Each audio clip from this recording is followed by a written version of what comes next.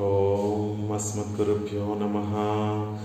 శ్రీరంగసింహగిరిదేశికపాదసేవా ప్రాప్తాఖిల ద్రవిడవేదరహస్యజాతం శ్రీగౌతమాన్వయచమాశ్రితభాగధేయం గోపాలదేశికమహం శరణం ప్రపద్యే.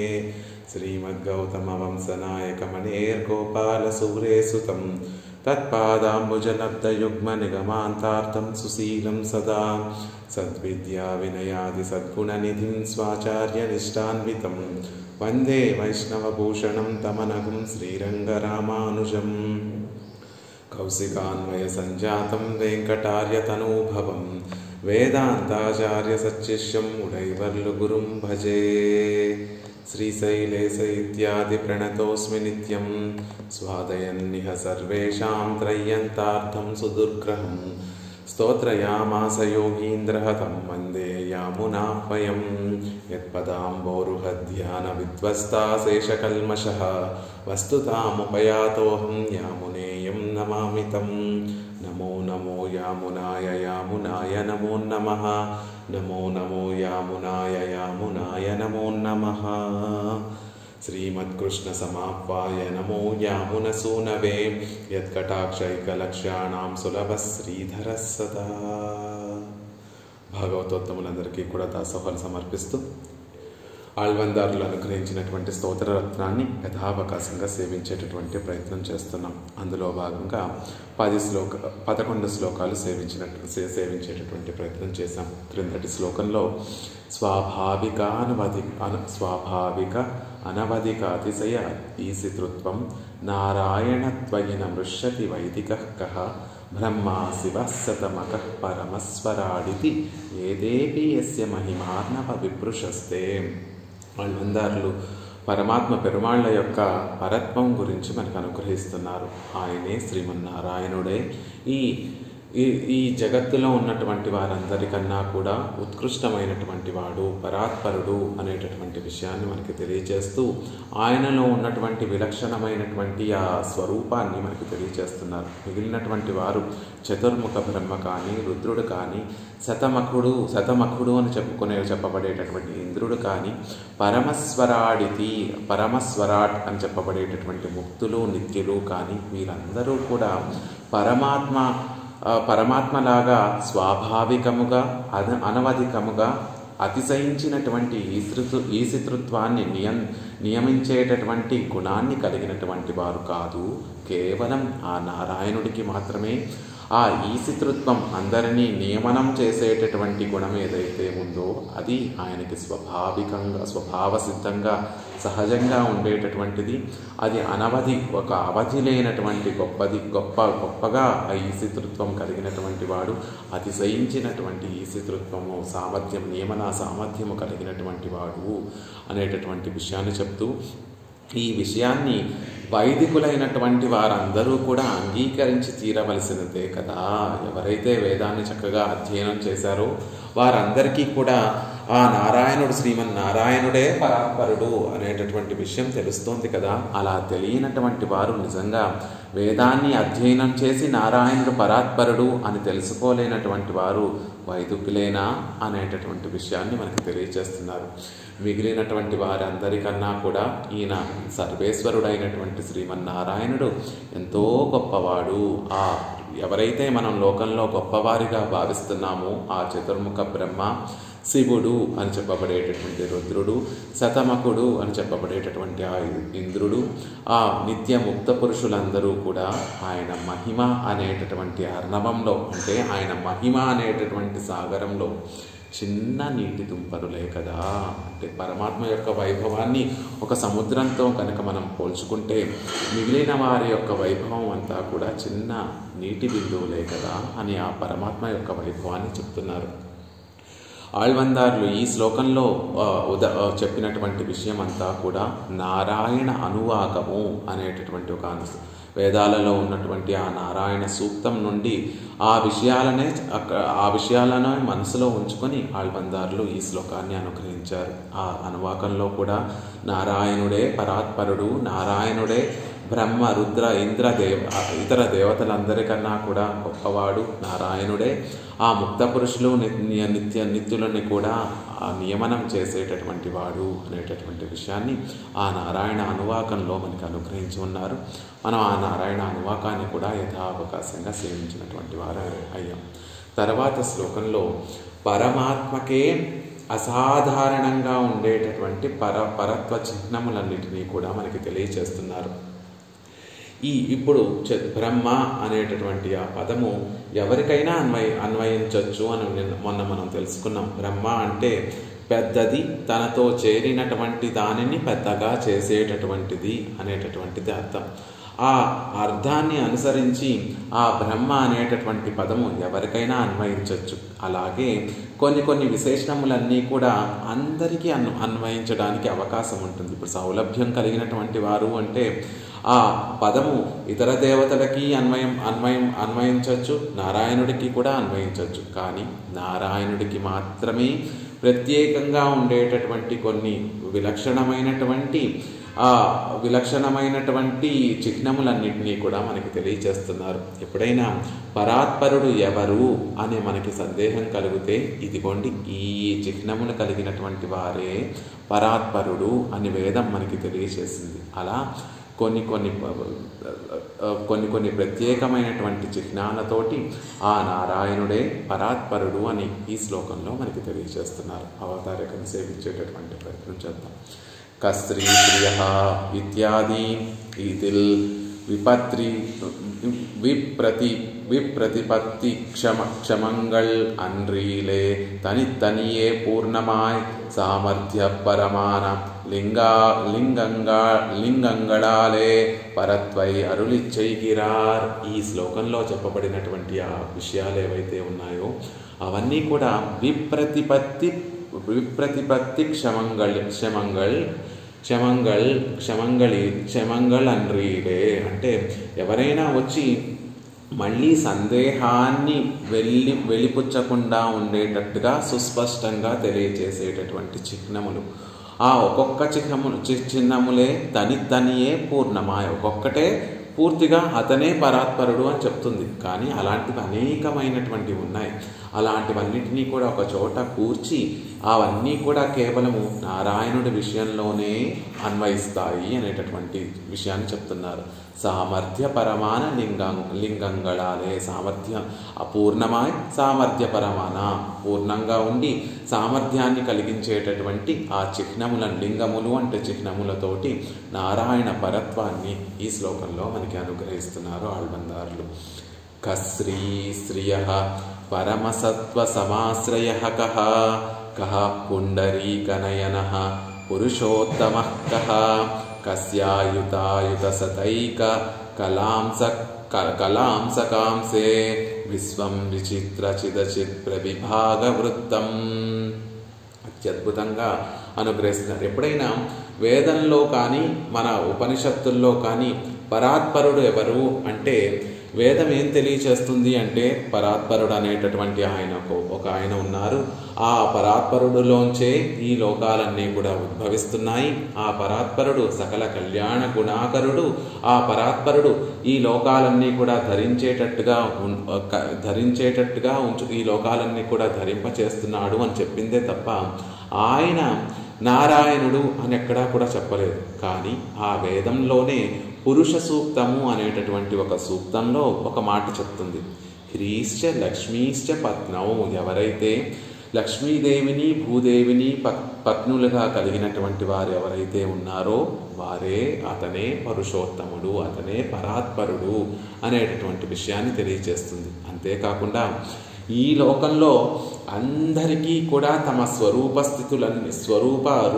స్వరూపస్థితులన్నీ కూడా నిలబడడానికి అంటే పరమాత్మ కటాక్షం మనకి కలగడానికి మనమందరం కూడా ఆ లక్ష్మీదేవిని ఆశ్రయిస్తే శ్రియ, ఆ లక్ష్మీదేవికి శ్రీహి సంపద అయినటువంటి వాడు కహ, ఎవరు ఇంకెవరు ఆ నారాయణుడే కదా. లక్ష్మీదేవికి కూడా సంపద అయినటువంటి వాడు ఎవరైతే ఉన్నారో ఆయనే కదా పురుషోత్తముడు, ఆయనే కదా పరాత్పరుడు. అంటే లక్ష్మీదేవి చేత కూడా కోరుకోబడేటటువంటి వాడు. ఆ లక్ష్మీదేవి కూడా ఎవరికి దాసురాలుగా ఉంటోందో ఆయనే పరాత్పరుడు కదా అనేటటువంటి విషయాన్ని చెప్తున్నారు. పరమసత్వ సమాశ్రయ కహ. లోకంలో ఉన్నటువంటి ఇతర దేవతలందరూ కూడా చతుర్ముఖ బ్రహ్మ నుండి పిపీలకము దాకా ఒక చీమ వరకు ఉన్నటువంటి జీవరాశులన్నీ కూడా 3 గుణములు కలిగినటువంటి వారు. సత్వము, రజస్సు, తమస్సు అనేటటువంటి 3 గుణములు కలయికతోటి ఈ లోకంలో ఉన్నటువంటి జీవులందరూ కూడా ఉంటారు. కానీ ఆ పరమాత్మ ఎలాంటి వాడు అంటే పరమసత్వ సమాశ్రయ కహ. కేవలము రజస్సు తమస్సు స్పర్శ లేకుండా కేవలము సత్వగుణమే కలిగినటువంటి శుద్ధ సత్వగుణాన్నే శుద్ధ సత్వగుణానికి ఆకారమైనటువంటి వాడు. ఆ సత్వగుణము కూడా ఎవరిని ఆశ్రయించి ఉంటుంది అంటే పరమాత్మ శ్రీమన్నారాయణుని ఆశ్రయించి ఉంటుంది. అంటే శుద్ధ సత్వగుణమునకు ఆశ్రయమైనటువంటి రూపము కలిగినటువంటి వాడు అనేటటువంటి విషయాన్ని చెప్తున్నారు.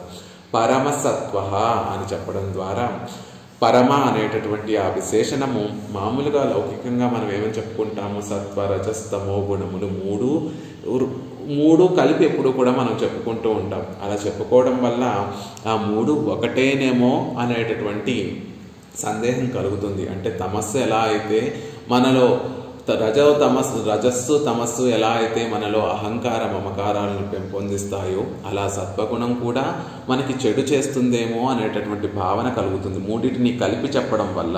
అలా కాకుండా అందుకే ఇక్కడ అల్బందారులు పరమసత్వ, రజస్సు తమస్సు కలవనటువంటి సత్వగుణం అండి. అది ఆ సత్వగుణానికి ఆకారమైనటువంటి వాడు, ఆశ్రయమైనటువంటి రూపం కలిగినటువంటి వారు ఎవరున్నారో అతనే పుండరీకాక్షుడు కదా అని. సత్వగుణ సంపన్నుడు, కేవలం కళ్యాణ గుణములను మాత్రమే కలిగినటువంటి వాడు, హేయ గుణములకు ప్రతిభటుడు, హేయ గుణములంటూ లేనటువంటి వాడు, కేవలం శుద్ధ సత్వగుణములకి ఆశ్రయమైనటువంటి వాడు. అవన్నీ ఆ సత్వగుణం ఎవరినైనా ఆశ్రయించి ఒక రూపం కట్టాలి అంటే అలాంటి స్వరూపం కలిగినటువంటి వాడు శ్రీమన్నారాయణుడు. ఇక కహ పుండరీక నయన, మన మీద అనురాగాన్ని చూపించేటటువంటి, వాత్సల్యాన్ని చూపించేటటువంటి నయనములు కలిగినటువంటి వాడెవరు? ఎర్రటి తామర పువ్వులు, వికసించినటువంటి తామర పువ్వు యొక్క రేకుల వంటి నేత్రములు కలిగినటువంటి వాడు, అంత సౌందర్యం కలిగినటువంటి వాడెవరో ఆయనే పురుషోత్తముడు. ఈ లోకం అంతా కూడా తన విభూతి, ఈ జగత్తంతా కూడా నా సొత్తు అని తన కన్నులలో ఆ ఐశ్వర్యాన్నంతటినీ కూడా చూపించేటటువంటి ఎర్రని ధనం ఏదైతే ఉందో, ఐశ్వర్య సూచకంగా కనిపించేటటువంటి ఆ ఎర్రని ధనము ఎవరి కన్నులలో కనిపిస్తుందో ఆయనే సర్వేశ్వరుడు కదా, ఆయనే పరాత్పరుడు కదా అనేటటువంటి విషయాన్ని చెప్తున్నారు. అంతేకాకుండా ఆ జగత్తంతా కూడా సుఖంగా ఉండడానికి నిసర్గ సుహృది అని క్రిందటి శ్లోకంలో చెప్పినట్టుగా ఎవరు అడగకపోయినా, ఏ ఉపకారం వారి నుండి లభించినా లభించకపోయినా ఎప్పుడు సుహృదిగా ఉండేటటువంటి స్వభావానికి కారణమైనటువంటి ఆ అనురాగం ఏదైతే ఉందో ఆ అనురాగము కన్నులలో తునకిసలాడేటటువంటి వాడు ఎవరైతే ఉన్నారో ఆయనే పురుషోత్తముడు కదా, పరాత్పరుడు కదా అని వేదము పరత్వ చిహ్నముగా పుండరీక నయనమును చెప్తుంది. ఎవరి కన్నులైతే విశాలంగా ఉండి అప్పుడే సమృద్ధిగా నీటిని తాగినట్టు, లోతైన నీటిని తాగి చక్కటి సూర్యరశ్మితోటి బాగా వికసించినటువంటి పద్మం ఏదైతే ఉందో, తామర పుష్పం ఏదైతే ఉందో, వాటి రేకుల వంటి కన్నులు కలిగినటువంటి స్వామి ఎవరైతే ఉన్నారో ఆయనే పరాత్పరుడు అని చెప్తుంది. ఆ పుండరీక నయనములు ఆయన విభవాన్ని, ఆయన ఐశ్వర్యాన్ని ఒక పక్కన చెప్తూ ఆయనలో ఉన్నటువంటి స్వామిత్వాన్ని మనకి చూపిస్తూ ఉంటే, మరొక పక్క ఆయనలో ఉన్నటువంటి ఆ సౌశీల్యాన్ని, సౌలభ్యాన్ని అంటే అనురాగాన్ని, అందరినీ కటాక్షించాలి, ఆ కటాక్షానికి కారణమైనటువంటి ఆ అనురాగము, దయని ఆయనలో చూపిస్తూ ఉంటాయి. అలాంటి నేత్రములు కలిగినటువంటి స్వామి ఎవరో ఆయనే పరాత్పరుడు కదా. పురుషోత్తమః కః, పురుష సూక్తంలో వర్ణింపబడినట్టుగా ఉత్తమః పురుషః త్వన్యః పరమాత్మేతి పరమాత్మేతి ఉద్యుదాహృతి అని చెప్పబడినట్టుగా ఆ పురుష సూక్తంలో చెప్పబడినటువంటి పురుషోత్తముడు ఆయనే భగవద్గీతలో కూడా చెప్పుకున్నాడు. ఈ లోకంలో క్షరములు అక్షరములు అనేటటువంటి పురుషులు ఉంటారు, వారందరికన్నా కూడా విలక్షణమైనటువంటి వాడిని నేను అని, ఆ ఉన్నటువంటి జీవులందరికన్నా కూడా గొప్పవాడిని, వారికన్నా కూడా విలక్షణమైనటువంటి వాడిని, పురుషోత్తముణ్ణి నేను అని భగవద్గీతలో కృష్ణ పరమాత్మ చెప్పుకున్నట్టుగా ఆ ఉత్తమ పురుషుడెవరో ఆయన కస్యాయుత సతైక కలాంసకాంసే విశ్వం విచిత్ర చిదచిత్ ప్రవిభాగ వృత్తం. ఈ లోకంలో ఉన్నటువంటి విచిత్రమైన విశ్వమంతా కూడా విచిత్ర చిదచిత్ ప్రవిభాగ వృత్తం. ఈ లోకంలో ఆ చిత్తు అచిత్తు అని చెప్పబడేటటువంటి జీవవర్గం ఏదైతే ఉందో ఆ జీవవర్గానికి సంబంధించినటువంటి భిన్న భిన్న స్వరూప స్థితులు ఏవైతే ఉన్నాయో అవన్నీ కూడా వృత్తం ప్రవర్తించడానికి కారణం ఏమిటండి అంటే కస్య ఆయుతాయుత సతైక కలాంసకాంసే. ఆయన యొక్క సంకల్పం కోట్లకు లెక్కలేనన్ని కోటాను కోట్లైనటువంటి సంఖ్యలో ఉండేటటువంటి ఆ సంకల్పాలలో ఏక కలాంసకాంసే, ఒక కళలో గల ఆ అంశలో ఉండేటటువంటి ఒక అంశం వల్ల ఈ లోకమంతా కూడా నిలబడి ఉంటుంది. అంటే పరమాత్మ ఎన్నో కోట్ల సంకల్పాలు కోటాన కోట్ల సంకల్పాలు చేస్తూ ఉంటే ఆ సంకల్పాలన్నిటిలో కూడా ఒక ఆ సంకల్పంలో కూడా ఎన్నో కళలు ఉంటే ఆ కళలలో ఎన్నో అంశాలు ఉంటే ఆ అంశంలో ఒక చిన్నపాటి అంశం వల్ల ఈ లోకం ఇలా విశ్వం విచిత్ర చిదచిత్ ప్రవిభాగ వృత్తం. ఈ లోకమంతా కూడా ఇలా వర్తిస్తోంది, ఇలా ప్రవర్తిస్తోంది అంటే దానికి కారణం ఆయన చేసేటటువంటి కోటాను కోట్ల సంకల్పాలలో ఒక్క సంకల్పంలో ఒక అంశంలో ఆ అంశలో కూడా ఒక అంశ శాతము అంటే ఎంతో చిన్నపాటి సంకల్పంతో పరమాత్మ చిన్నపాటి సంకల్ప ప్రభావంతో ఈ విశ్వమంతా కూడా నిలిచి ఉంటుంది, ఇలా ప్రవర్తిస్తోంది అనేటటువంటి విషయాన్ని మనకి తెలియజేస్తున్నారు ఈ శ్లోకంలో చెప్పినటువంటి విషయాలన్నీ కూడా పరత్వానికి సంబంధించినటువంటి చిహ్నములు. ఎప్పుడైనా శ్రీమన్నారాయణుణ్ణి మనం తలుచుకోగానే పరాత్పరుడైనటువంటి శ్రీమన్నారాయణుని మనకి తలుచుకోగానే మనకి గుర్తొచ్చేటటువంటి విషయములు శ్రీయపతియాయ్. ముందు ఆయన శ్రీయపతి, శ్రీదేవికి పతి అయినటువంటి వాడు.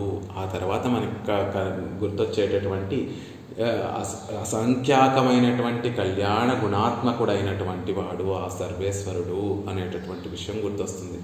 కేవలం కళ్యాణ గుణములు ఉంటే కాదు కదండి, ఆ దుర్గుణములు హేయ గుణములన్నీ కూడా ఉండకూడదు కదా. అంటే పరమసత్వ సమాశ్రయ కహ. అందుకే దుర్గుణములు అన్నిటికీ కూడా దూరుడు, చక్కటి కళ్యాణ గుణములన్నిటికీ కూడా ఆకారమైనటువంటి వాడు అనేటటువంటి విషయాన్ని చెప్తున్నారు. పుండరీకాక్ష కహ. తర్వాత గుర్తొచ్చేటటువంటి పరత్వ చిహ్నము పుండరీకాక్షుడు. పురుషోత్తమ కహ. ఉన్నటువంటి పురుషులలో జీవులందరికన్నా కూడా గొప్పవాడు, ఆ జీవులందరిలో కన్నా కూడా విలక్షణమైనటువంటి వాడు, వారందరికన్నా కూడా ఉత్తమమైనటువంటి వాడు. అలాంటి స్వామి పరాత్పరుడు చేత ఈ కింద తర్వాత 2 పాదములు కస్యాయుతాయుత సతైక కలాంసకాంసే విశ్వం విచిత్ర చిదచిత్ర విభాగ వృత్తం అని చెప్పడం ద్వారా ఈ రెండు పాదములు తర్వాత 2 పాదములలో ఉన్నటువంటి అంశ చేత ఈ లోకాన్నంతటినీ కూడా నిలబెట్టే తన సంకల్పంలో కొద్దిపాటి సంకల్పానుసారంగా ఈ లోకాన్నంతటినీ నిలిపేటటువంటి ఆ పరాత్పరుడు ఎవరైతే ఉన్నారో ఆయన శ్రియ. ఆయన శ్రీదేవికి కూడా శ్రీ అయినటువంటి వాడు. శ్రీదేవికి కూడా సంపదలను ఐశ్వర్యాన్ని ప్రసాదించేటటువంటి ఆ శ్రీదేవికి కూడా సంపద అయినటువంటి వాడు. ఈ లోకాలన్నిటినీ కూడా తన సంకల్పంలో ఒక అంశ చేత నిలబెట్టేటటువంటి పరాత్పరుడు ఎవరైతే ఉన్నారో ఆయన పరమసత్వ సమాశ్రయ. కేవలం శుద్ధసత్వమయమైనటువంటి కళ్యాణ గుణములకి ఆకారమైనటువంటి వాడు అనేటటువంటి చెప్తున్నారు. ఆ పరాత్పరుడు లోకాలన్నిటినీ కూడా నిలబెట్టేటటువంటి ఆ పరాత్పరుడు ఎవరైతే ఉన్నారో ఆయన పుండరీక నయన. పుండరీకముల వంటి నయనములు కలిగినటువంటి వాడు. లోకాలన్నిటినీ కూడా నిలబెట్టేటటువంటి పరాత్పరుడు ఎవరు అంటే పురుషోత్తమ.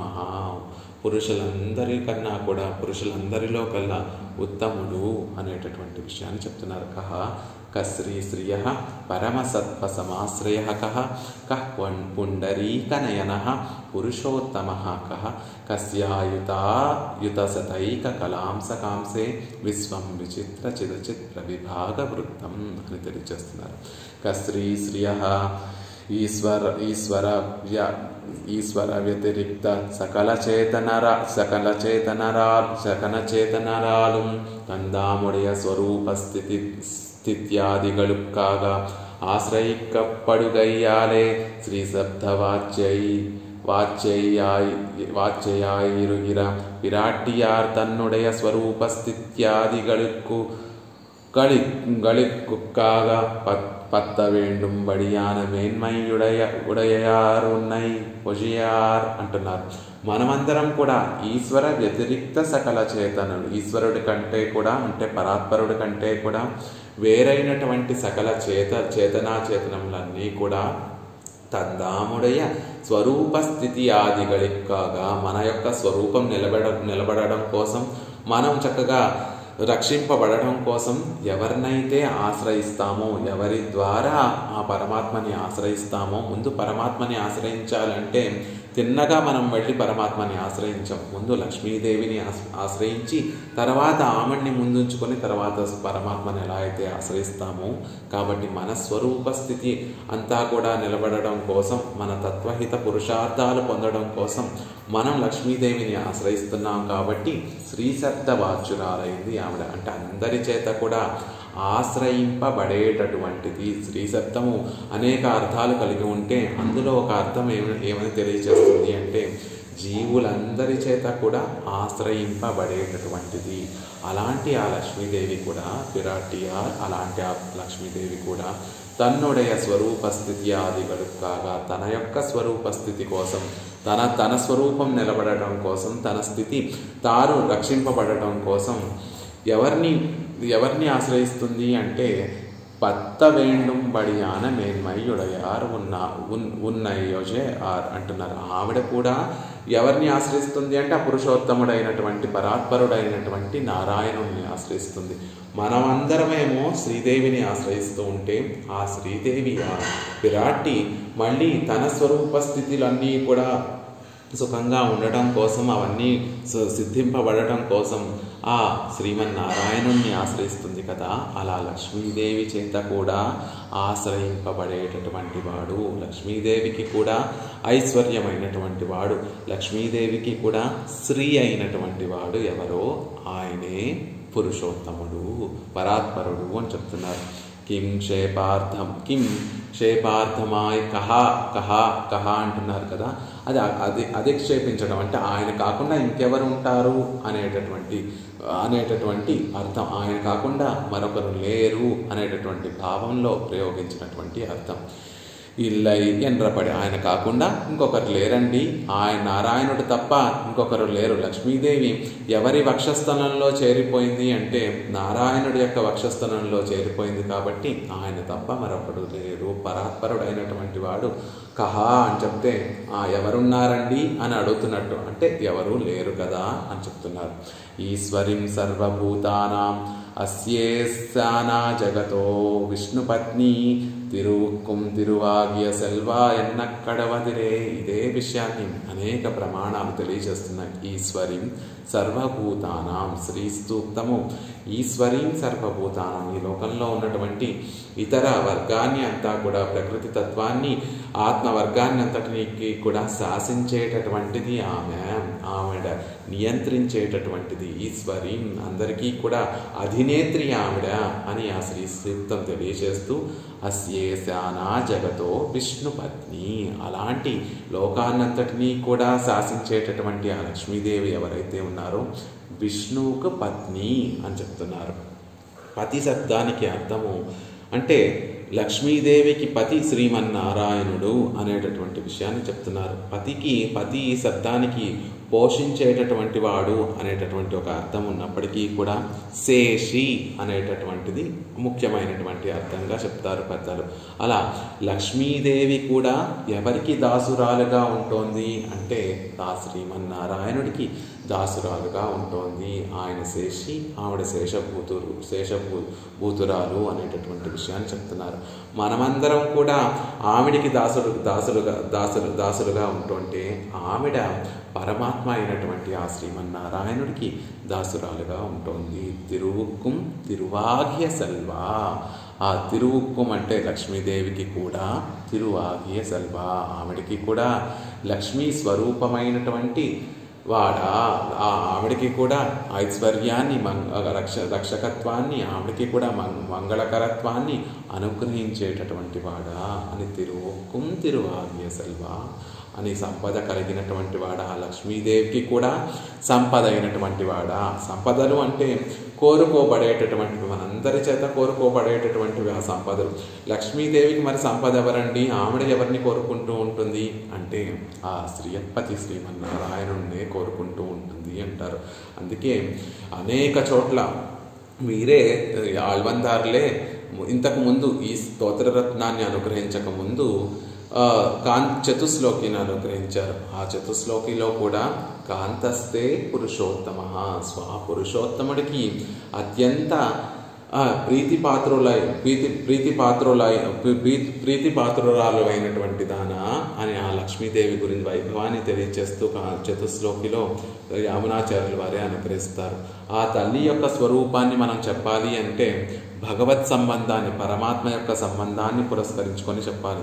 పరమాత్మ యొక్క స్వరూపాన్ని నిరూపించాలి అంటే విరాట్ని పట్టుకునే నిరూపించాలి. ఇంతకుముందు మనం చెప్పుకున్నట్టుగా వేదంలో ఎవరు పరాత్పరుడు అంటే ఎవరి వక్షస్థలంలో ఆ లక్ష్మీదేవి యొక్క లత్తుక చిహ్నములు ఉంటాయో అతనే పరాత్పరుడు.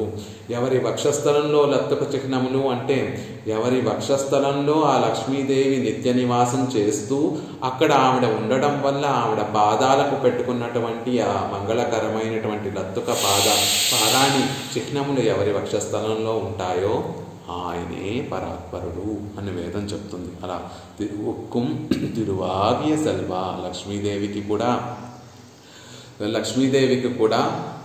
కోరుకుని సంపద అయినటువంటి వాడివి నువ్వు అంటున్నారు. ఎలాంటి ఆవిడ భగవన్నారాయణ అభిమతానురూప స్వరూప రూప గుణ విభవ ఐశ్వర్యశీలాది అనవధికాతిశయ అసంఖ్యేయ కళ్యాణ గుణగణ. అలా అనేక గొప్ప వైభవం కలిగినటువంటి ఆవిడ ఆ నారాయణుడికి ఎప్పుడూ కూడా అభిమతానురూపమైనటువంటి ఆవిడ అభిమతంగా ఉంటుంది. ఆయన మనసును ఎరిగి ప్రవర్తించేటటువంటి గొప్ప గుణము కలిగినటువంటి ఆవిడ. స్వరూపము కూడా పరమాత్మ స్వరూప రూపములు కూడా పరమాత్మకి అనుగుణంగా ఉండేటటువంటి ఆవిడకు ఉన్నటువంటి ఆ వైభవం అంతా కూడా పరమాత్మ కటాక్షంతో లభించినటువంటి ఆవిడ వైభవం చెప్పడం సాక్షాత్తుగా శ్రీమన్నారాయణుడికి కూడా సాధ్యం కాదు అని శ్రీస్తవంలో పూరత్తాజ్వాన్ చెప్తారు. శ్రీమన్నారాయణుడికి తెలియదు, నీకు కూడా తెలియదు కదమ్మా నీ వైభవం ఎంతటిదో అని అనేక మంది మన సాంప్రదాయంలో ఉన్నటువంటి అందరూ కూడా మహాత్ములందరూ కూడా ఆ లక్ష్మీదేవి యొక్క వైభవం వర్ణించడం మా వల్ల కాదు, ఎవరి తరము కాదు, సాక్షాత్తు శ్రీమన్నారాయణుడి తరం కూడా కాదు అని చెప్తారు. అలాంటి గొప్ప వైభవం కలిగినటువంటి ఆవిడ ఎవరిని ఆశ్రయించి ఉంటుంది అంటే శ్రీవల్లభ అని చెప్పినట్టుగా ఆ శ్రీమన్నారాయణుణ్ణే ఆశ్రయించి ఉంటుంది. ఉనక్కు ఏత్తుం కోమలర్ పావైక్కు అన్వాగ్య అన్వేయో అంటారు ఆళ్వార్లు. నీ వైభవానికి తగినట్టుగా ఉండేటటువంటి ఆ లక్ష్మీదేవికి అత్యంత ఇష్టమైనటువంటి ఆ కోమలర్ పావైక్కు బాగా వికసించినటువంటి ఆ పుష్పం మీద అలా ఉండేటటువంటి ఆ లక్ష్మీదేవికి అన్బాగ్య వల్లభుడైనటువంటి ఓ స్వామి, ఆ లక్ష్మీదేవి చేత కోరుకోబడినటువంటి ఓ స్వామి, నీవు ఎన్నన్బేయో నా ప్రేమకి కూడా కారణమైనటువంటి వాడివి. నా ప్రేమ ఎవరి పట్ల ఉంది అంటే లక్ష్మీదేవి చేత కోమలర్ పావైకు అన్బాగ్య ఆ స్వామి పట్ల, నీ వైభవానికి తగినటువంటి వైభవం కలిగినటువంటి ఆ లక్ష్మీదేవి చేత కూడా కోరుకోబడేటటువంటి నీ పట్ల నా ప్రేమ ఉంది అని ఆళ్వార్లందరూ కూడా చెప్తారు. పిత్తర్ పనిమలర్ మేల్ పారెక్కు, ఆ లక్ష్మీదేవి చల్లటి తామర పువ్వు మీద నివసించేటటువంటి ఆ లక్ష్మీదేవి విషయంలో అత్యంత వ్యామోహం కలిగినటువంటి వాడు ఆ స్వామి అని చెప్తారు. అలాగే ఆ లక్ష్మీదేవి కూడా ఆ పరమాత్మ పట్ల ఎంతో ప్రీతి కలిగినటువంటి ఆవిడ, ఏమాత్రము ఎడబాటు సహించలేనటువంటి ఆవిడ.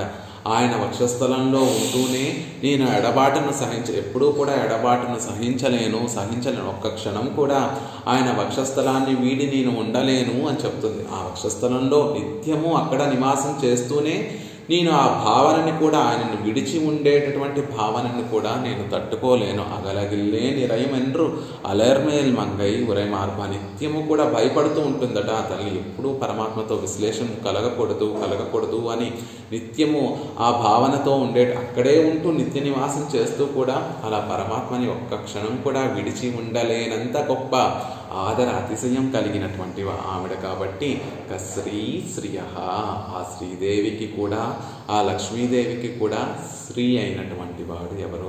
ఆ లక్ష్మీదేవి చేత కూడా కోరుకోబడేటటువంటి వాడు ఎవరైతే ఉన్నారో ఆయనే పరాత్పరుడు అంటున్నారు. ఈ విషయాన్ని అనేక చోట్ల, అనేక స్తోత్రాలలో అనేక మంది మహనీయులు, మన పూర్వాచారులందరూ కూడా ఈ విషయాన్ని చెప్పారు. శ్రియః శ్రీః శ్రీరంగేశయః అని శ్రీ గుణరత్న కోసంలో చెప్తారు. శ్రీః శ్రీరంగేశయః, లక్ష్మీదేవికి కూడా శ్రీ అయినటువంటి వాడు ఆ శ్రీరంగేశ్వరుడు. శ్రీరంగనాథుడి యొక్క వైభవం ఏమిటి అంటే శ్రీరంగనాయకి చేత కూడా కోరుకోబడేటటువంటి వాడు. ఆమెని మన అందరం కూడా అన్ని మన కోరికలు తీరడం కోసం ఆమెని మనం ఆశ్రయిస్తూ ఉంటే ఆవిడ పరమాత్మను ఆశ్రయించే ఉంటుంది. ఎప్పుడు ఆవిడ చేత కూడా కోరుకోబడేటటువంటి వాడు అనేటటువంటి విషయాన్ని అక్కడ ఆ శ్రీ గుణరత్న కోసంలో కూడా మనకు అనుగ్రహిస్తారు. అలా పరమాత్మ లక్ష్మీదేవికి కూడా లక్ష్మీదేవి చేత కూడా కోరుకోబడినటువంటి వాడు ఎవరైతే ఉన్నారో ఆయనే పరాత్పరుడు అని శ్రీయ, ఆ తల్లి చేత కూడా, ఆ తల్లికి కూడా సంపద అయినటువంటి వాడు, ఆ తల్లికి కూడా ఐశ్వర్యమైనటువంటి వాడు, ఆ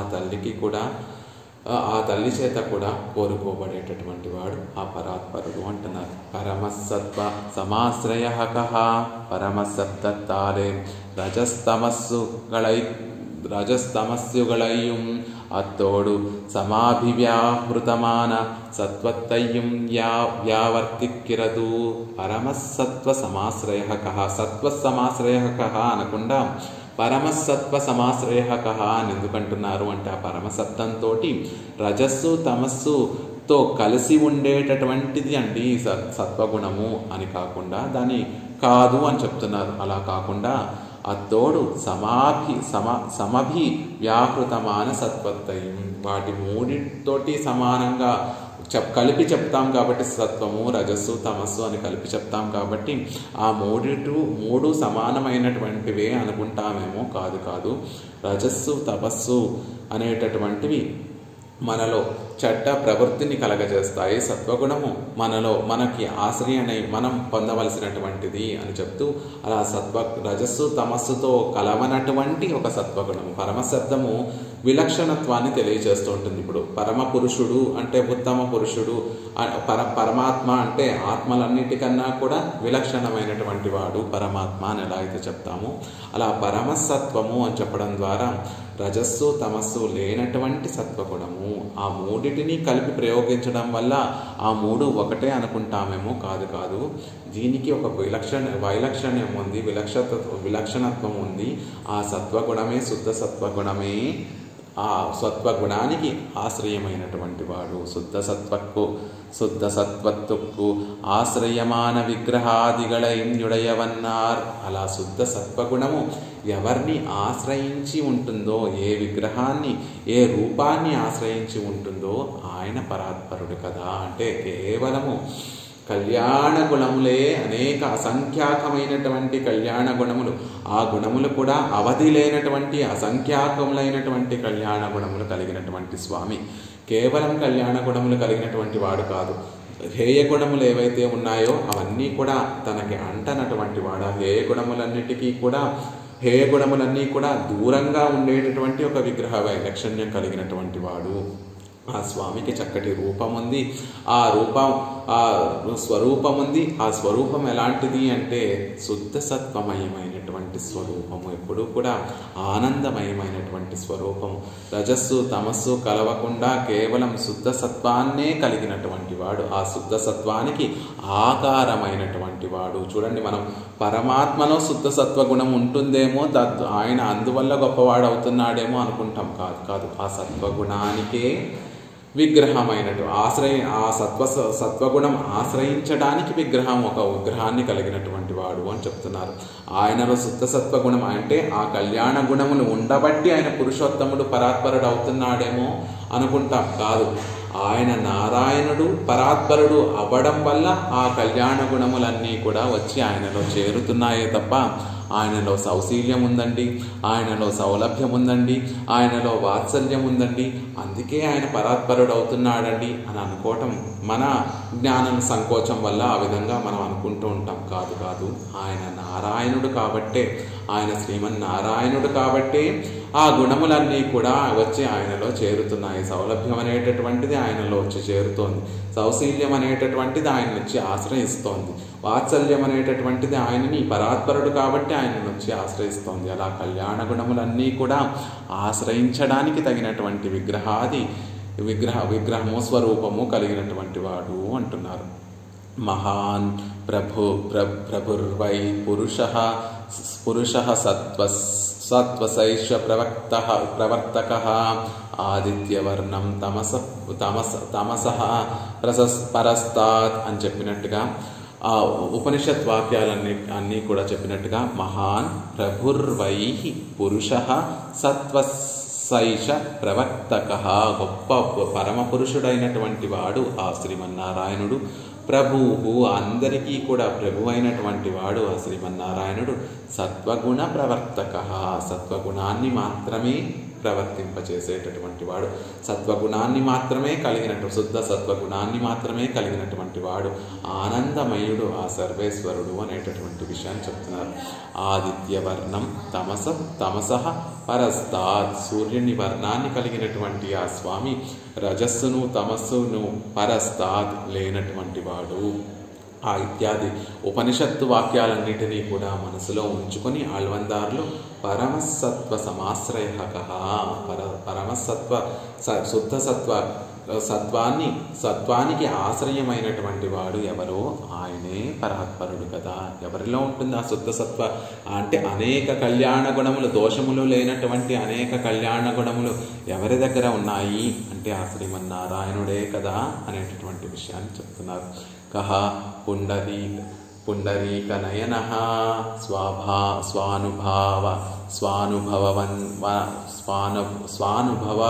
స్వానుభవానంద తృప్తత్తయ్యాலும் ఆశ్రితార్థமாக நீர்மைகளுக்கு பிரகாசகமாயும் సర్వేశ్వరత్వ సూచకముమాన తిరుకంగళయుడయవనార్. ఇక పుండరీక నయనముల గురించి చెప్తున్నారు. తన అనుభవంలో పరిపూర్ణత కలిగినటువంటి వాడు, తనను తాను అనుభవించడంలో ఒక పూర్ణుడైనటువంటి వాడు. అంటే మనలో అప్పుడప్పుడు మనకి ఆనందం కలుగుతూ ఉంటుంది, అప్పుడప్పుడు దుఃఖము కలుగుతూ ఉంటుంది. మనల్ని మనం సంపూర్ణంగా ఆనందంతో అనుభవించగలమా అంటే మన గురించి మనం పూర్తిగా తెలుసుకోగలమా అంటే తెలుసుకోలేనటువంటి వారం. కానీ పరమాత్మ తనని తాను పరిపూర్ణంగా అనుభవించడం వల్ల ఆ కన్నులలో ఆ ఎర్రనిదనం అంతా కూడా ఆయనలో ఉన్నటువంటి ఆ స్వానుభవంలో ఉన్నటువంటి ఆ పరిపూర్ణత అంతటినీ కూడా తెలియచేస్తోందండి అంటున్నారు. అంతేకాకుండా ఆశ్రితుల పట్ల తనకు కలిగినటువంటి నీర్మైగళుకు, ఆశ్రితుల పట్ల తనకు కలిగినటువంటి ఆ సౌలభ్యాన్ని, ఆ వాత్సల్యాన్ని చక్కగా ప్రకాశింపచేసేటటువంటి ఎర్రని తిరునేత్రములు కలిగినటువంటి స్వామి. సర్వేశ్వరత్వ సూచకమాన తిరుక్కంగళయం ఉడయవన్. సర్వేశ్వరత్వ సూచకంగా ఉండేటటువంటి ఎర్రని నేత్రములు కలిగినటువంటి స్వామి అంటున్నారు. లోకంలో సహజంగా లౌకికంగా మనం చెప్పుకోవాలి అంటే ఎవరైనా కన్నులు ఎర్రగా ఉన్నాయంటే ఐశ్వర్య మదంతో ఆయన కన్నులు ఎర్రగా కనిపిస్తున్నాయండి అని మనం లౌకికంగా చెప్పుకుంటూ ఉంటాం. అలాగే పరమాత్మ విషయంలో కూడా ఈ జగత్తు, ఈ సృష్టినంతటినీ కూడా, అంటే ఈ సమస్తానంతటినీ కూడా తన సొత్తుగా కలిగినటువంటి వాడు అని మనకి తెలియజేయడం కోసం ఆయన కన్నులు ఎప్పుడూ కూడా ఎర్రగా, ఆ ఎర్రటి వర్ణంలో ఉంటాయి. అంటే ఈ లోకంలో ఉన్నటువంటి వారందరూ కూడా నా సొత్తే, నేనే వారిని సంరక్షించుకుంటాను అని ఆ సర్వైశ్వర్యత్వ సూచకంగా ఆ తిరునేత్రములు కూడా కనిపిస్తూ ఉంటాయి. కాబట్టి అలాంటి పుండరీకనయనుడు. ఇక ఆయన మన పట్ల ఉండేటటువంటి అనురాగాన్ని చూపించాలి. కాబట్టి లోకంలో ఎవరి పట్లైనా అనురాగం ఉంటే అనురాగానికి వర్ణం ఎరుపు. కాబట్టి మన మీద ఉండేటటువంటి వాత్సల్యము, మన మీద ఉండేటటువంటి ఆ సౌశీల్యము అనేటటువంటి గుణములన్నీ కూడా ఆయన నేత్రములలో చూస్తే కనిపిస్తాయట. అలాంటి గొప్ప అనురాగముతో కూడినటువంటి నేత్రములు కలిగినటువంటి వాడు అనేటటువంటి విషయాన్ని చెప్తున్నారు. తస్య యథా కప్యాసం పుండరీకమేవ మక్షణీ మహావరాహ స్ఫుటపద్మలోచనః చితంతే పుండరీకాశ తాయాలిగింద్రతందామరై కన్నా ఇత్యాది. దానికి అనేకమైనటువంటి ఉపనిషత్ వాక్యాలను ఆళ్వార్లు అనుగ్రహించినటువంటి వాక్యాలన్నిటినీ కూడా మనకి తెలియజేస్తున్నారు. చాందోగ్య ఉపనిషత్తు సూర్యుడికి అంతర్యామిగా ఉన్నటువంటి ఆ పరమాత్మని రూపాన్ని మనకి తెలియచేస్తూ ఆ పరమాత్మ యొక్క కన్నులు ఎలా ఉంటాయో తెలియచేసింది. తస్య యథా కప్యాసం పుండరీకమేవ దేవం అక్షిణి అనేటటువంటి ఒక చక్కటి వాక్యంతో ఆ పరమాత్మ యొక్క తిరునేత్రముల యొక్క సౌందర్యాన్ని అంతటినీ కూడా మనకి తెలియచేసింది. సూర్యుడికి అంతర్యామిగా వేంచేసి ఉండేటటువంటి ఆ పరమాత్మ యొక్క తిరునేత్రములు నిండైనటువంటి నీటిలో, ఏదో తక్కువగా ఉండేటటువంటి ఒక సరస్సులో కాదు, జలము సమృద్ధిగా ఉండేటటువంటి ఒక సరస్సులో సూర్యుని వల్ల వికసించినటువంటి మన కాలం రాకపోయినా, వికసించేటటువంటి కాలం రాకపోయినా మన చేత్తోటి కొన్ని పుష్పములను వికసింపచేస్తూ ఉంటాం. వాటి రేకులని మనం విప్పార్చి వాటిని వికసింపచేస్తూ ఉంటాం. అలా కాకుండా సూర్యరశ్మితోనే వికసించినటువంటి ఒక పద్మము. ఆ పద్మం ఎలాంటిదట? బలమైనటువంటి ఒక తూడు కలిగినటువంటి ఆ తామర పువ్వు. ఆ తామర తూడు ఎంత లోతుకు వెళ్తే అంత నీటిని సమృద్ధిగా స్వీకరించగలిగినటువంటి తామర పుష్పం అవుతుంది. అప్పుడు పెద్దగా ఆ పుష్పము ఉద్భవించడానికి వీలుంటుంది. అలా బలమైనటువంటి తామర తూడు కలిగి ఉండి అది జల సమృద్ధిగా ఉన్నటువంటి కొలనులోకి ప్రవేశించి ఆ నీటినంతటినీ కూడా తాగడం వల్ల ఒక పెద్ద తామర పుష్పము సూర్యరశ్మి వల్ల వికసిస్తే ఆ తామర పుష్పముకి అప్పుడే వికసించినటువంటి ఆ తామర పుష్పము యొక్క రేకులు ఎలా అయితే ఎర్రగా, అప్పుడే నైగిణ్యముతోటి, ఎలా అయితే ప్రకాశంగా, ఎలా అయితే చల్లగా, ఎలా అయితే గొప్ప తేజస్సుతోటి ఆ తామర రేకులు ఉంటాయో అలాంటి నేత్రములు కలిగినటువంటి స్వామి. విపారినటువంటి ఆ నేత్రములతోటి గొప్ప తిరునేత్రములు కలిగినటువంటి స్వామి. ఆ నేత్రములను చూస్తూ ఉంటే మన మీద అనురాగాన్ని కురిపించేటటువంటి ఎర్రని ధనం ఎప్పుడూ కూడా నిండి ఉంటుంది ఆ తిరునేత్రముల్లో.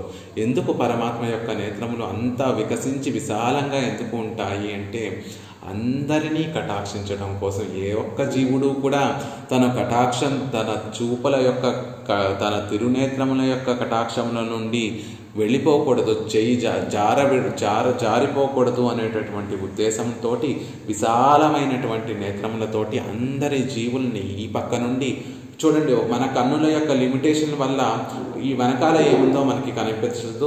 ఒక పక్కన కుడివైపు ఒక సైడ్కి ఒక యాంగిల్ వరకే మనం చూడగలుగుతాం. కానీ పెద్ద పెద్ద తిరునేత్రములు కలిగి ఉంటే అందరినీ కూడా కటాక్షించవచ్చు కదా, తన కటాక్షములతోటి కటాక్షించవచ్చు కదా. ఎప్పుడైతే పరమాత్మ కటాక్షం మన మీద పడుతుందో అప్పుడే మన మనసులో ఆయన మీద ద్వేషము పోయి అద్వేషము కలిగి ఆయన పట్ల ఆభిముఖ్యము కలుగుతుంది. అప్పుడే మన మనసులో భక్తి భావనలు కలుగుతాయి. పరమాత్మని చేరుకోవాలి, పరమాత్మ గురించి తెలుసుకోవాలి, పరమాత్మని చేరుకోవాలి అనేటటువంటి భావనలు ఆయన కటాక్షం వల్లే కలుగుతాయి. కాబట్టి అంత విశాలమైనటువంటి తిరునేత్రములతోటి, అవి కూడా వాత్సల్యము, సౌశీల్యము, సౌలభ్యము అనేటటువంటి గుణ, దయ క్షమ అనేటటువంటి గుణములు అన్నీ కూడా ఆ నేత్రముల్లో కనిపించేటటువంటి అనురాగముతోటి కూడి ఉన్నటువంటి ఎర్రని నేత్రములు అని పరమాత్మ యొక్క, సూర్యుడికి అంతర్యామిగా ఉండేటటువంటి ఆ పరమాత్మ యొక్క నేత్రముల గురించి చెప్తారు. మహావరాహ స్ఫుట పద్మలోచన, ఆయన వరాహ అవతారం ఎత్తినప్పుడు కూడా ఆయన లోచనములు ఆయన కన్నులు ఎలా ఉన్నాయి, నేత్రములు ఎలా ఉన్నాయి అంటే స్ఫుట పద్మలోచన, ఎర్రటి తిరునేత్రములు, ఆ తామర పుష్పముల వంటి నేత్రములు కలిగినటువంటి వాడు అని చెప్తున్నారు. భూమిని ఉద్ధరించడానికి అవతరించినటువంటి ఆ వరాహస్వామిని చూస్తూ ఉంటే ఆ భూమి ఏమో ఉద్ధరించిన తర్వాత ఆ భూమి ఏమో ఆ కోరల చివర ఒక చిన్న మణిగా ప్రకాశిస్తోందట. ఆయన నేత్రములేమో వికసించినటువంటి తామర పుష్పములుగా ప్రకాశిస్తున్నాయట. అలా ఆ స్వామిని సేవిస్తూ ఉంటే ఆహా, ఎంత అందమైన సౌందర్యంతో నిండిపోయినటువంటి స్వామి వరాహస్వామి అనేటటువంటి విషయం తెలుస్తోంది. అంతేకాకుండా ఆయన అవతరించినప్పుడు కూడా ఎక్కడో పరమపదంలో ఇలాంటి కన్నులు కలిగినటువంటి స్వామి కాదు, ఎప్పుడో అంతర్యామిగా ఉన్నప్పుడు ఇలాంటి కన్నులు కలిగిన నేత్రములు కలిగినటువంటి స్వామి కాదు. ఆయన అవతారం స్వీకరించినప్పుడు కూడా అవే నేత్రములతోటి మనల్ని కటాక్షించడం కోసం ఆ నేత్రాలనే స్వీకరించి ఆ నేత్రములతోనే పరమాత్మ అవతరిస్తాడు. అంటే ఆయన సహజంగా ఉండేటి దాగనటువంటి గొప్ప నిధి ఏమిటి అంటే ఆ పరమాత్మ యొక్క నేత్ర సౌందర్యము. ఆ పరమాత్మ నేత్రముల నుండి వచ్చేటటువంటి ఆ కటాక్షములు ఏవైతే ఉన్నాయో ఆయన దాచాలన్నా దాగలేనటువంటివి. ఆయనే పరాత్పరుడు అని మనకి తెలియచేసేటటువంటి సూచకము ఆ ఎర్రని పుండరీక నయనములు అంటున్నారు. రామచంద్రుడిగా అవతరించినప్పుడు రామ కమలలోచన, రామచంద్రుడు ముందు ఆయన వర్ణించాలి, ఆయన సౌందర్యాన్నంతటినీ కూడా వర్ణించాలి అంటే ముందు ఆయన నేత్రముల గురించే చెప్తారు. కాబట్టి ఇక్కడ వరాహ అవతారం ఎత్తినప్పటికీ కూడా ఎర్రటి అతిశయించినటువంటి నేత్ర సౌందర్యంతో ఆ స్వామి అవతరించారు. అలా అవతరించినప్పుడు అంతర్యామిగా ఉన్నప్పుడు ఆ పరమపదంలో ఉన్నప్పుడు క్షీరాబ్దిలో ఉన్నప్పుడు దాచాలన్నా దాగనటువంటి పరత్వ చిహ్నము ఏది అంటే పుండరీక నయన చితంతే పుండరీకాక్ష. అందుకే ఋషులందరూ కూడా శ్వేతద్వీప వాసులందరూ మహర్షులందరూ కూడా ముందు ఆ తిరునేత్రములకి మంగళములు కలగాలి, ఆ తిరునేత్రముల యొక్క సౌందర్యానికి మంగళములు కలగాలి. ఏ వాత్సల్యపూరితమైనటువంటి తిరునేత్రములతోటి మనల్ని కటాక్షిస్తున్నాడో ఆ కన్నులకి, ఆ తిరునేత్రములకి ఎప్పుడూ కూడా మంగళాలు కలగాలి అని మహర్షులందరూ కూడా ధ్యానిస్తూ ఉంటారు. అంటే ఎక్కడ ఉన్నా కూడా పరమాత్మ యొక్క పరత్వాన్ని మనకి తెలియజేసేటటువంటి ఆ చిహ్నము ఏది అంటే ఆ తిరునేత్రములు. తాయాయ్ అలిగిన్ర తందామరై కన్నా, తల్లిలాగా ఆ వాత్సల్యాన్ని తల్లిలాగా మనల్ని రక్షించేటటువంటి తామర పువ్వుల పద్మముల వంటి నేత్రములు కలిగినటువంటి స్వామి. ఆ నేత్రములు అలా ఉండడానికి కారణం ఏమిటి అంటే తల్లిలాగా మనల్ని రక్షించడం కోసం నిత్యము ఆ కటాక్షములు, ఆ తిరునేత్రముల నుండి కటాక్ష వీక్షణములు మన మీద ప్రసరింపచేసి ఒక తల్లి ఎలా అయితే తన శిశువుని రక్షిస్తూ ఉంటుందో అలా పరమాత్మ మనందరినీ కూడా రక్షిస్తూ ఉంటాడు అని ఆ నేత్ర సౌందర్యాన్ని మనకు తెలియజేస్తున్నారు. అవి ఆ పుండరీక నయనములు పరత్వ చిహ్నములు కదా అంటున్నారు. పురుషోత్తమ కహ ఉన్నై ఒజియ పురుషనాణం ఉత్కృష్ట తమరాయురుగిరారార్. ఆయన కంటే కూడా ఉత్కృష్టమైనటువంటి పురుషులలో ఉత్కృష్టమైనటువంటి పురుషుడు ఎవరు అంటే ఆ శ్రీమన్నారాయణుడే అనేటటువంటి విషయం చెప్తున్నారు. పురుషులంటే ఎవరు అంటే దానికి భగవద్గీతలో కృష్ణ పరమాత్మ ఒక చక్కటి విషయం చెప్తారు. ద్వావిమౌ పురుషౌ లోకే క్షరః అక్షరః ఏవ చ క్షరః సర్వాణి భూతాని కూటస్థోక్షర ఉచ్యతే ఉత్తమః పురుషస్త్వన్యః పరమాత్మేతి ఉదాహృతః యో లోకత్రయమావిశ్య బిభ్రత్యవ్యయ ఈశ్వరః యస్మాత్ క్షరం అతితోహ మక్షరాదపి చోత్తమః ఆత్మోసి లోకే వేదే చ ప్రదితః పురుషోత్తమః. భగవద్గీతలో ఆయనే చెప్పుకున్నాడు, ఈ లోకంలో క్షరుడని అక్షరుడని రెండు పురుషులు ఉంటారండి. ఈ లోకంలో ఉన్నటువంటి పురుషులందరినీ కూడా ఎలా అంటే ఆత్మవర్గాన్ని అంతటినీ కూడా ఎలా మనం డివైడ్ చేయొచ్చు అంటే క్షరులు అక్షరులు అని మనం క్లాసిఫై చేయొచ్చు అని చెప్తున్నారు. క్షరులు అంటే జ్ఞాన సంకోచము కలిగినటువంటి వారు. మనకి కలిగినటువంటి శరీరానుసారంగా మన జ్ఞానము వికసిస్తుంది, మన జ్ఞానం సంకోచిస్తుంది. ఒక చిన్న చీమలో మనం ఈ జన్మ ఎత్తితే ఆ శరీరం వరకే పురుషుడి యొక్క జ్ఞానం అనేటటువంటిది ప్రవర్తిస్తూ ఉంటుంది. అదే ఒక ఏనుగుగా మనం ఈసారి జన్మని పుట్టితే ఏనుగుగా పుడితే ఆ ఏనుగు శరీరం ఎంత ఉందో అంతవరకు ఆ జ్ఞానం అనేటటువంటిది ప్రసరిస్తుంది. ఒక మనిషిగా పుడితే మానవ శరీరాన్ని మనం ధరిస్తే ఆ శరీరం యొక్క హద్దుల వరకు ఆ జ్ఞానం అనేటటువంటిది ప్రవర్తిస్తుంది.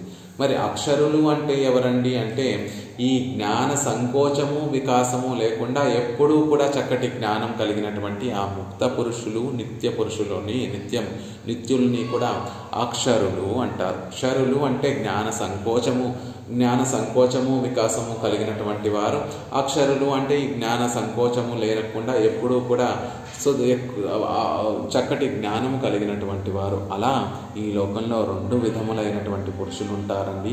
ఈ భూతములన్నీ కూడా లోకంలో ఉన్నటువంటి భూతవర్గం అంతా కూడా క్షరులు అనబడతారు. ఆ ముక్తాత్ములు ఎవరైతే ఆ పరమపదంలో ఉన్నటువంటి కూటస్థులైనటువంటి ఆ ముక్తాత్మలు ఎవరైతే ఉన్నారో వారు అక్షరులు అనబడతారు. పరమాత్మ వీరిద్దరికన్నా కూడా విలక్షణమైనటువంటి వాడు. జ్ఞాన సంకోచం కలిగినటువంటి ఈ ఆత్మవర్గం మళ్ళీ రెండు రకములుగా ఉంటాయి. ఒకటేమో ముముక్షువులని అంటే శరీరాన్ని విడిచిపెట్టి భగవత్ కైంకర్యాన్ని పొందాలి అని ఆశపడేటటువంటి ముముక్షువులుగా, ఇంకొకరిని బద్ధులుగా మనం విభజిస్తాం. అంటే సంసారంలో ఉండి సంసారాన్ని అనుభవిస్తూ ఉండాలి అనుకునేటటువంటి వారు బద్ధులు. సంసారం నుండి విడుదలయ్యి పరమాత్మను చేరి పరమాత్మకు కైంకర్యం చేయాలి అనుకునేటటువంటి వారు ముముక్షువులు. ఈ శరీరాన్ని విడిచిపెట్టి విరజానది దాటిన తర్వాత పరమపదం చేరిన తర్వాత అక్కడ కూడా ఇద్దరుగా ఈ ఆత్మలన్నీ ఉంటాయి. ముక్త పురుషులు, నిత్య పురుషులు.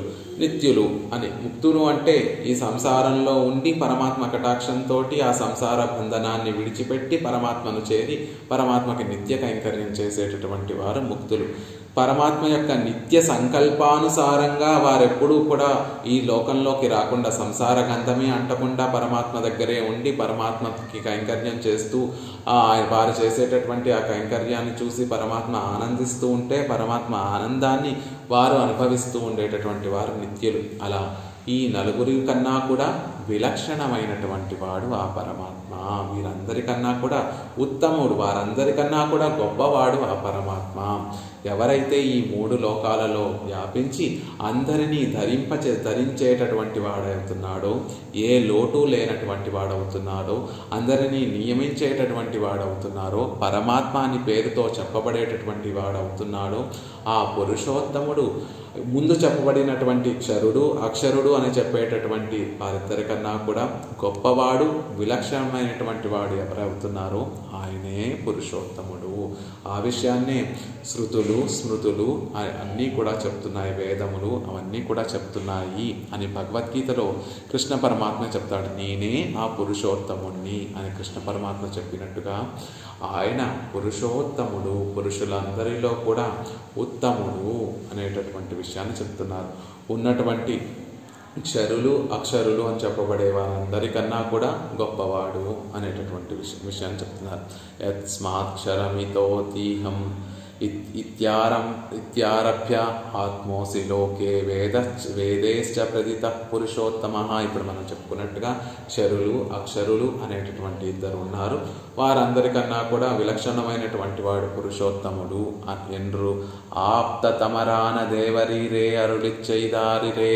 ఆప్తతములైనటువంటి స్వామి నువ్వే కదా మాకు అనుగ్రహించావు. భగవద్గీతలో నువ్వే కదా అనుగ్రహించావు. నువ్వు లోకంలో ఉన్నటువంటి వారందరికన్నా కూడా విలక్షణమైనటువంటి వాడివి, గొప్పవాడైనటువంటి వాడివి అని నువ్వే కదా అనుగ్రహించావు. అలాంటి పరమ పురుషోత్తముడు ఎవరు? అన్ని ఆత్మలకి వారిలో ఉండి వారిని ధరింపచేసేటటువంటి వాడు ఎవరు? ఆ ఆత్మలన్నిటికన్నా కూడా విలక్షణమైనటువంటి వాడు ఎవరు అంటే ఆయనే, ఆ శ్రీమన్నారాయణుడే అంటున్నారు.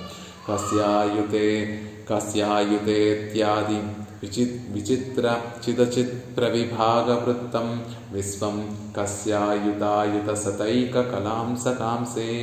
విచిత్రమైనటువంటి చిత్ అచిత్ ప్రవిభాగ వృత్తం, చిత్ అనేటటువంటి తత్వముతోటి, అచిత్ అనేటటువంటి తత్వముతోటి, ఆ అచిత్తుకి సంబంధించినటువంటి విచిత్రమైనటువంటి భోగోపకరణాలతోటి నిండి ఉన్నటువంటి ఈ విశ్వాన్ని ప్రవిభాగ వృత్తం, అలా విభాగం చేయబడినటువంటి ఈ విశ్వాన్నంతటిని కూడా వృత్తం ప్రవర్తింపచేసేటటువంటి ఆ స్వామి ఎవరున్నారో, ఆ ఎలా ప్రవర్తింపచేస్తున్నాడు ఆ శ్రీమన్నారాయణుడు అంటే కస్యాయుతాయుత సతైక కలాంసకాంసే. ఆయన ఎన్నో కోట్ల సంకల్పాలు చేస్తూ ఉంటే ఆ కోటాను కోట్ల సంకల్పాలలో ఒక సంకల్పంలో ఒక అంశ మాత్రము ఈ లోకాలన్నీ నిలబడడానికి కారణమవుతున్నాయి అనేటటువంటి విషయాన్ని చెప్తున్నారు. అంటే అంత గొప్పవాడు, మన ఆలోచనలకి కూడా అందనటువంటి వాడు. ఈ లోకాలన్నీ కూడా ఇలా 7 లోకాలన్నీ కూడా ఇలా నిలబడుతూ ఆ లోకాలలో ఉన్నటువంటి ఆ జీవవర్గము, ఆ చిత్తు తత్వము ఎలా నిలబడుతోంది, వారికి కావాల్సినటువంటి విలక్షణమైనటువంటి భోగోపకరణాలు, భోగస్థానములు అన్నీ కూడా పరమాత్మ అవన్నీ నిలబడుతున్నాయి అంటే దానికి ఆయన పెద్ద శ్రమేమీ పడక్కర్లేదండి. ఆయన ఎన్నో కోట్ల సంకల్పాలు చేస్తూ ఉంటే ఆ కోటాను కోట్ల సంకల్పాలలో ఒక్క సంకల్పంలో ఒక అంశ మాత్రమే, అంటే అందులో కొంత భాగం, ఇంకా చిన్న భాగం ఏదైతే ఒక సంకల్పంలో అత్యంత చిన్న భాగం ఏదైతే ఉందో ఆ చిన్న భాగంలో కూడా అత్యంత చిన్న భాగం యొక్క ప్రభావంతో, ఆ మహిమతోటి ఈ లోకాలన్నీ కూడా ఇలా నిలబడుతున్నాయి. లోకాలు ఆత్మవర్గము, ప్రకృతి తత్వము, ఆత్మలకి ప్రకృతికి కావలసినటువంటి భోగోపకరణాలన్నీ, అంటే ఈ సృష్టి, ఈ అండపిండ బ్రహ్మాండములు, ఆ బ్రహ్మాండములలో ఉన్నటువంటి జగత్తంతా కూడా ఎలా నిలబడుతోంది అంటే ఆయన సంకల్పం, కోటాను కోట్ల సంకల్పాలలో ఒక సంకల్పంలో ఒక అంశము అని చెప్తున్నారు. சித் விபாகத்தாலும் அச்சித் விபாகத்தாலும் வர்த்திக்கிற இந்த ஜெகத் விசித்திரமாய்க்கொண்டு ஆருடைய சங்கல்ப சத சஹஸ்ரைக దయసత్తిలే వర్తిక్కిరదు. చిత్ అని చెప్పబడేటటువంటి చిత్ విభాగముతోనూ అచిత్ విభాగముతోనూ వర్తించేటటువంటి ఈ జగత్తు విచిత్రమై ఎవరి సంకల్పంలోని శతసహస్రాంశంలో వర్తిస్తోందో, ఆయన అనేకమైన సంకల్పాలు చేస్తుంటే అందులో ఒక అంశగా ఎవరి ఆ ప్రభావంతో ఈ లోకమంతా నిలబడుతోంది అని చెప్తున్నారు. ఎంత అద్భుతమైనటువంటి సృష్టి. మనం ఒక మామూలుగా లౌకికంగా విడిచిపెట్టి అసలు ఒక్కసారి ప్రకృతి రమణీయతని చూస్తే అబ్బా ఇంత అద్భుతంగా ఉంటుందా, ఇంత విచిత్రమైనటువంటిదా సృష్టి అని ఆ ప్రకృతి సౌందర్యంలో మనం మునిగిపోతూ ఉంటాం. ప్రకృతి యొక్క సౌందర్యాన్ని మనం ఎంతో గొప్పగా భావిస్తూ ఉంటాం. అలా విచిత్రమైనటువంటి అసలు శరీరాన్ని ఇవ్వడం ఏమిటి, ఆ శరీరం ఆత్మ చెప్పినట్టు నడుచుకునేటటువంటి ఇంద్రియాల్ని ప్రసాదించడం ఏమిటి, మనని మళ్ళీ ఆయన దగ్గరికి చేర్చుకోవడానికి శాస్త్రాన్ని ప్రసాదించడం ఏమిటి, మళ్ళీ ఆయనే ఈ లోకంలోకి అవతరించి అవన్నీ ఆచరించి చూపించి మనకి ఉపదేశం చేయడం ఏమిటి, అదంతా చూస్తుంటే ఎంతో ఆశ్చర్యం కలుగుతూ ఉంటుంది. అలా ఆశ్చర్యభరితమైనటువంటి ఈ విశ్వాన్ని, ఆ విశ్వంలో ఉన్నటువంటి జీవవర్గాన్ని, ప్రకృతి తత్వాన్ని నిలబెడుతూ ఆ జీవులు ప్రకృతి కూడా వారు ప్రవర్తించడానికి అనుగుణమైనటువంటి విషయాలన్నిటినీ కూడా ఈ లోకంలో ఆయన నిలబెడుతున్నాడు. విచిత్రంగా ఆశ్చర్యకరంగా ఉండేటటువంటి విషయాలన్నిటినీ కూడా ఎలా ఆయన నిలబెడుతున్నాడు అంటే సతైక కలాంసకాంసే. ఆయన చేసేటటువంటి ఆ కోటాను కోట్ల సంకల్పాలలో ఒక చిన్న సంకల్పంలో ఒక అంశం మాత్రమే అంటున్నారు. విచిత్రమాన అచిత్తాగిరదు. అచిత్తులో విచిత్రం ఏమిటండి అంటే అత్యంతం భిన్నమాన ఆకాశాదిగల్. అత్యంతంగా ఎప్పుడూ కూడా మారిపోయేటటువంటి ఆకాశము, భూమి, నీరు, అగ్ని అనేటటువంటి పంచభూతములు ఏవైతే ఉన్నాయో, ఈ సృష్టి లోకములు ఏవైతే ఉన్నాయో, ఆ ప్రకృతి నిరంతరం కూడా మారిపోతూ ఉంటుంది. ఒకసారి ఒక ప్రదేశానికి ఒక సీజన్లో వెళ్ళి మనం చూస్తే ఒక రకంగా అందంగా కనిపిస్తూ ఉంటుంది. మరొక సీజన్లో వెళ్ళి అదే ప్రదేశాన్ని చూస్తే ఇంకొక అందంగా కనిపిస్తూ ఉంటుంది. అలా ఈ లోకంలో ఉండేటటువంటి ప్రకృతి అంతా కూడా నిత్యము పరిణామం చెందేటటువంటి ఆ ప్రకృతి అంతా కూడా ఎవరి సంకల్పానుసారంగా అవుతోంది. ఎవరు ఆ ప్రకృతి లోపల ఉండి ఇలా నిత్యము పరిణామం చెందేటట్టుగా దానిని అత్యంత విచిత్రంగా ఉంచుతున్నాడు అంటే ఆ సర్వేశ్వరుడు శ్రీమన్నారాయణుడే అంటున్నారు. చేతన వైచిత్రమాగిరదు. మరి చేతనంలో ఉండేటటువంటి వైచిత్రం ఏమిటండి? విచిత్రమైనటువంటి విషయము అంటున్నారు కదా. మరి ఆత్మవర్గంలో ఉన్నటువంటి విచిత్రం ఏమిటి అంటే కర్మత్తాల్ వంద చతుర్విధ శరీరంగళం తద్భోగ్య భోగోపకరణ భోగస్థానంగళం. కర్మవశం చేత మనకి లభించేటటువంటి చతుర్విధ శరీరములు, మన కర్మానుగుణంగా మనకి దైవ శరీరం, దేవతా శరీరం లభించవచ్చు, మనుష్య శరీరం లభించవచ్చు, తిర్యక్ శరీరం లభించవచ్చు అంటే జంతువులు పక్షులుగా మనం ఆ శరీరాన్ని ధరించవచ్చు, స్థావరముగా అంటే రాళ్ళుగా ఎటువంటి చలనం లేనటువంటి ఆ స్థావరములుగా కూడా మనం శరీరాన్ని పొందొచ్చు. అలా శరీరం వల్ల భేదములు కూడా ఏర్పడతాయి. ఆ ఏర్పడినటువంటి శరీరములతోటి భోగాలను అనుభవించడం కోసం భోగోపకరణ భోగస్థానములు, దేవతలందరూ కూడా వారు క్రిందటి జన్మలో చేసుకున్నటువంటి పుణ్యాన్ని అనుభవించడం కోసమే ఈ లోకంలోకి వస్తారు. కాబట్టి వారు పుణ్యాన్ని ఆనందంగా అనుభవించడం కోసం పరమాత్మ స్వర్గాన్ని నిర్మించి స్వర్గాన్ని సృష్టి చేసి వారికి ఆవాస స్థానంగా, భోగస్థానంగా వారికి అనుగ్రహించాడు పరమాత్మ. అంటే అక్కడ దుఃఖమేమీ ఉండదు, కానీ స్వర్గంలో సుఖాలను మాత్రమే అనుభవిస్తూ ఉంటారు. అలానే వారికి ఆ దుఃఖం ఉండదా అంటే ప్రళయ సమయంలో వారి పుణ్యానుభవం పూర్తి అయితే మళ్ళీ వాళ్ళు కూడా ఆ దేవతా శరీరాన్ని విడిచిపెట్టి మళ్ళీ పరమాత్మ దగ్గరికి చేరిపోవలసినటువంటి వారే. అలా ఎవరి శరీరానుగుణంగా వారు అనుభవించడానికి తగినటువంటి భోగోపకరణములు, భోగస్థానములు కూడా పరమాత్మ ప్రసాదించి ఉన్నాడే.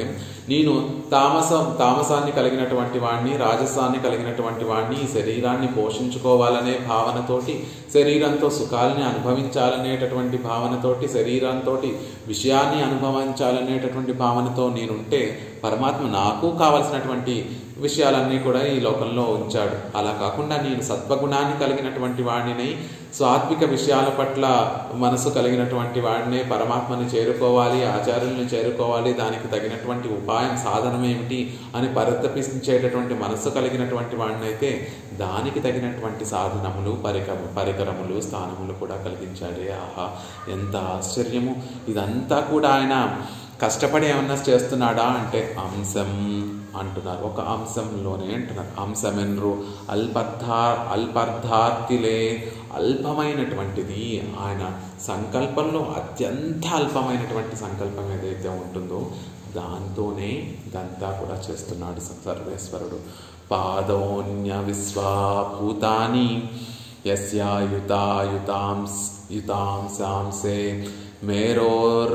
మేరోరివాణుర్ సతైతత్ ఇదం కృత్స్నం ఏకాంశేన స్థితో జగత్ ఇత్యాది. పరమాత్మ యొక్క అత్యంత అల్పమైనటువంటి సంకల్పంతో ఈ విచిత్రమైనటువంటి ఆత్మవర్గము, ప్రకృతి తత్వము, అవి ఉండవలసినటువంటి ఆ లోకములన్నీ కూడా ప్రవర్తింపబడుతున్నాయి అనే విషయానికి అనేకమైనటువంటి ప్రమాణాలు చూపిస్తున్నారు.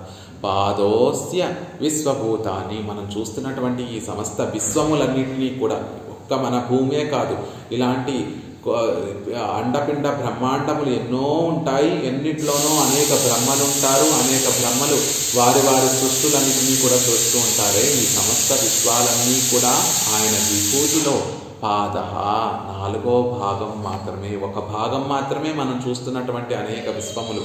3 భాగములు త్రిపాద్ విభూతి అని చెప్పబడేటటువంటి ఆ పరమపదం. అలా 3 భాగములేమో ఆ గొప్ప పరమపదము, ఒక భాగమేమో అనేక విశ్వాలు, అనేక చతుర్ముఖ బ్రహ్మల ద్వారా సృష్టిని ప్రవర్తింపచేస్తూ అనేక విశ్వాలను ఆయన సృజించి, అనేక అండపిండ బ్రహ్మాండాలను ఆయన సృజించి, ఆయన అంతటినీ కూడా సృజింపచేస్తూ ఉంటాడే, అది కేవలము ఆయన ఉండేటటువంటి ఐశ్వర్యంలో 4వ వంతు సుమా అని చెప్తున్నారు. అంటే అంత గొప్ప వైభవం కలిగినటువంటి వాడు. యస్యాయుతాయుతాంసాంసే, ఎవరి సంకల్పంలో కోటాను కోట్ల సంకల్పాలలో ఆ అంశలో కూడా ఒక చిన్న అంశతోటి ఈ జగత్తంతా నిలుస్తోందో, యామునాచార్యుల వారు ఇక్కడ చేసినటువంటి ఆ పద ప్రయోగానికి మూలం ఏది అంటే విష్ణు పురాణము అంటున్నారు. యస్యాయుతాయుతాంసాంసే అని ఆ విష్ణు పురాణంలో పరాశర మహర్షి ప్రయోగించినటువంటి ఆ పద ప్రయోగాన్ని ఈ శ్లోకంలో కూడా కస్యాయుతాయుత శతైక కలాంసకాంసే అనేటటువంటి పదప్రయోగంతో చేశారు. అలాగే మేరోరివాణు అస్యైతత్ అని చెప్పినట్టుగా ఒక మేరు పర్వతం ముందు ఒక చిన్న అణువుని ఎలా ఉంచితే ఎంత తేడా ఉంటుందో, ఈ జగత్తంతా కూడా మేరు పర్వతం వంటి ఆ సర్వేశ్వరుడికి ఈ జగత్తంతా కూడా ఒక అణువు వంటిది. అంత గొప్పవాడు ఆ సర్వేశ్వరుడు. ఏదో ఈ లోకాన్ని చూసి ఇది గొప్పదేమో, ఈ మనుషులందరినీ చూసి, దేవతల్ని మనుషుల్ని వీరందరినీ చూసి వీరందరూ కూడా గొప్పవారేమో అనుకుంటాం. కానీ మేరు పర్వతం వంటి గొప్పవాడైనటువంటి ఆ సర్వేశ్వరుడు ముందు ఈ జగత్తంతా కూడా ఎన్నో విశ్వాలతోటి కూడినటువంటి ఈ జగత్తంతా కూడా ఒక చిన్న అణువు వంటిదే అంటున్నారు. ఇదం కృత్స్నం ఏకాంశేన స్థితో జగత్, ఆ భగవత్ సంకల్పంలో ఒక అత్యంత అల్పభాగంతో ఈ జగత్తంతా కూడా నిలిచి ఉంటుంది అనేటటువంటి విషయాన్ని తెలియజేయడం వల్ల ఆయుతానాం అంటే 10 కోటినాం, 10,000 కోట్లు, 10 కోట్లు అని అర్థం. ఆయుతాయుతానాం అంటే 10 కోట్ల సంకల్పాలు చేస్తే ఆ సంకల్పాలలో ఒక చిన్న సంకల్ప మాత్రం చేత విచిత్రంగా చిత్తు విభాగాలతో నిండి ఉన్నటువంటి జగత్తంతా కూడా ఆయన సంకల్పంలో ఒక చిన్న సంకల్ప అంశంతోనే ఈ లోకమంతా కూడా నిలబడి ఉంటుంది. అలా ఈ లోకాన్నంతటినీ కూడా నిలబెట్టగలిగేటటువంటి ఆ నారాయణుడు ఎలాంటి వాడు అంటే శ్రీహి ఆ లక్ష్మీదేవికి కూడా లక్ష్మి అయినటువంటి వాడు, సంపద అయినటువంటి వాడు, ఐశ్వర్య అయినటువంటి వాడు, పరమసత్వ సమాశ్రయ, కేవలం అనేక అవధి లేనటువంటి అసంఖ్యాకమైనటువంటి కళ్యాణ గుణములు కలిగినటువంటి వాడు, హేయ గుణములకు ప్రతిభటుడు, హేయ గుణములు లేనటువంటి వాడు, పుండరీక నయన, విశాలంగా విప్పారినటువంటి ఎర్ర తామర రేకుల వంటి నయనములు కలిగినటువంటి వాడు. ఆ నయనములు ఆయన స్వామిత్వాన్ని, ఆయన మన పైన ఉండేటటువంటి వాత్సల్యాన్ని చూపిస్తూ ఉండేటటువంటి నయనములు కలిగినటువంటి వాడు. పురుషోత్తమ కహ, ఈ లోకంలో క్షరులు అక్షరులు అని చెప్పబడేటటువంటి ఆ జీవవర్గాన్ని కన్నా కూడా విలక్షణమైనటువంటి వాడు, ఆ ఇద్దరినీ కూడా నియమించగలిగినటువంటి వాడు పురుషోత్తముడు అంటున్నారు. అలాంటి ఆ పరమాత్మ యొక్క ఎన్నో కోట్ల సంకల్పాలలో ఒక సంకల్పంలో ఒక చిన్న అంశలో, ఆ చిన్న అంశలో కూడా ఇంకొక చిన్న అంశతోటి ఈ విశ్వం విచిత్ర చిత్ర విభాగ వృత్తం, ఈ విశ్వం అంతా కూడా చిత్తు అచిత్తుతో విభాగింపబడి విచిత్రంగా ఉన్నటువంటి ఈ విశ్వమంతా కూడా వృత్తం ప్రవర్తింపబడుతోంది అని ఆ పరమాత్మ యొక్క వైభవానికి అసాధారణమైన ఇవన్నీ కూడా లక్ష్మీపతిత్వం ఏదైతే ఉందో, కళ్యాణ గుణాత్మకుడైనటువంటి విషయం ఏదైతే ఉందో, నయనములు కలిగి పుండరీకాక్షత్వం ఏదైతే ఉందో, పురుషోత్తమత్వం ఏదైతే ఉందో, అవి కేవలము నారాయణుడికి మాత్రమే అన్వయింపబడేటటువంటివి. ఇంకే ఇతర దేవతలకి కూడా అవి అన్వయింపబడవు. కాబట్టి ఆయనకే అసాధారణంగా ఉండేటటువంటి చిహ్నములన్నిటినీ కూడా మనకి తెలియచేస్తూ ఆ పరమాత్మ పరాత్పరుడు శ్రీమన్నారాయణుడే అనేటటువంటి విషయాన్ని మనకి ఈ శ్లోకం ద్వారా మనకి తెలియజేస్తున్నారు. శ్రీయ పరమసత్వ సమాశ్రయ కః పుండరీకనయన పురుషోత్తమ కస్యాయుతాయుత శతైక కలాంసకాంసే విశ్వం విచిత్ర చిత్ర విభాగ వృత్తం. श्रीमते रम्यजा मातृमुनीन्द्राय महात्मने श्रीरंगवासिने भूयात् नित्यश्रीः नित्यमङ्गलं सठारेटिरात् प्रोक्तत्रय्यन्तार्थप्रदायने अस्मदाचार्यवर्याय गोपालार्याय मङ्गलम्।